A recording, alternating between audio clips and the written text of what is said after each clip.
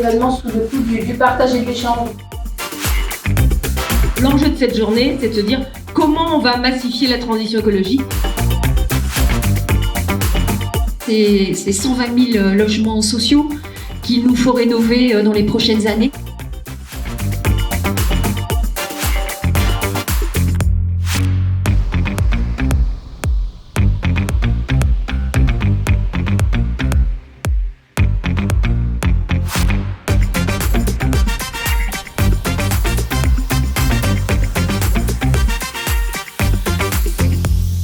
Nous, des projets de rénovation en dessous de 50 000 €, c'est plus tenable.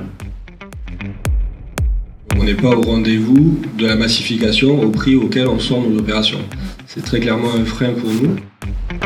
Notre point de vue chez Rabolitiol, c'est qu'il faut être capable de considérer pleinement le sujet industriel et donc de se dire que le bâtiment est une combinatoire infinie d'éléments fabriqués en standard. On n'y arrivera que si on dépasse nos schémas classiques de quelle est ma prestation, quelle est la marge que je fais et jusqu'où va mon risque, et si on s'ouvre les uns aux autres. Ce qu'on est en train de faire, la démarche qu'on est en train de faire et la journée qu'on passe, c'est peut-être en fait directement le futur qu'on est en train de créer et pas 100% un outil robotisé.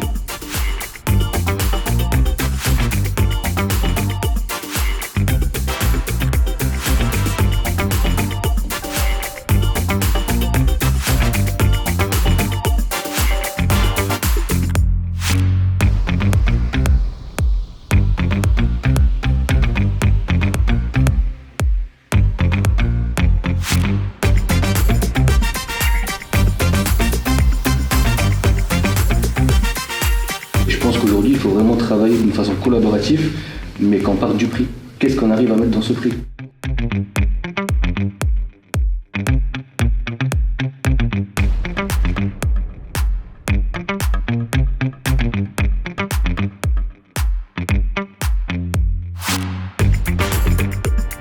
Il y a beaucoup plus de vision partenariale des uns avec les autres, et je pense que chacun peut apporter.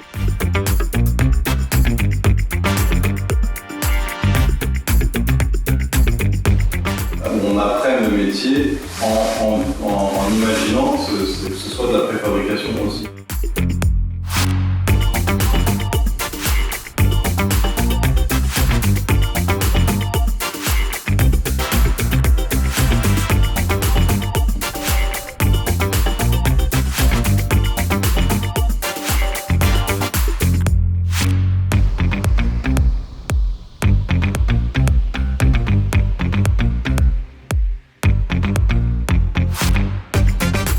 Eh bien aujourd'hui, notre défi, c'est de nous mettre collectivement en ordre de bataille pour massifier.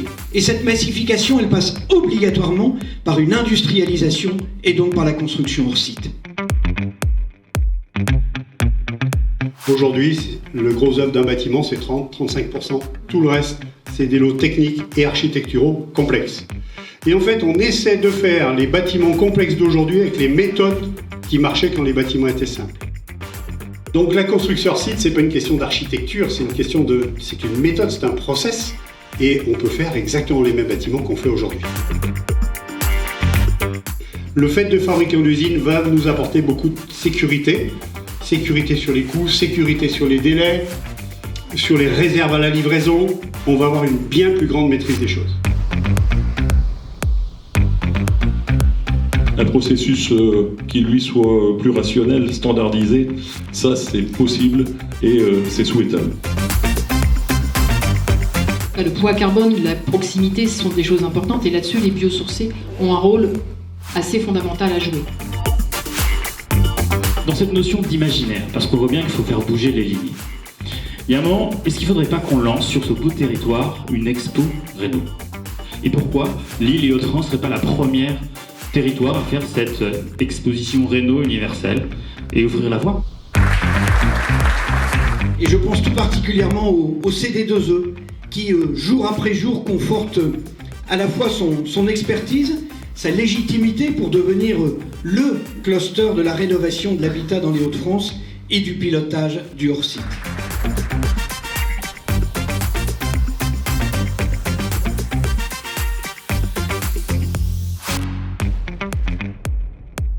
Le